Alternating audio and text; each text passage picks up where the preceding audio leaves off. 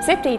māja koncerta programma, ko atskaņošu kopā ar izcilo austriešu čellistu, profesoru un diriģentu Rudolfu Leopoldu un Austrijā dzīvojošo manu ilgadējo pianisti Ievu Ošu, būs jau 2. koncerta programma, ko mēs spēlēsim Latvijā. Šajā koncerta programmā varētu izdalīt 2 galvenās līnijas. Viena ir tautiskā, un otra ir fantāzijas tēli un pasakas.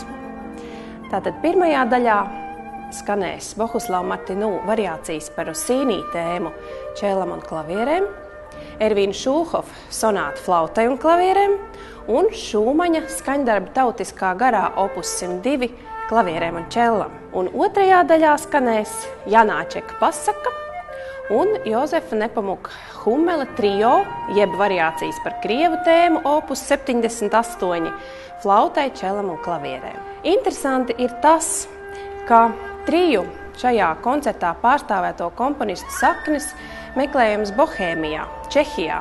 Tie ir Martinu, Janāčeks un Šulhofs.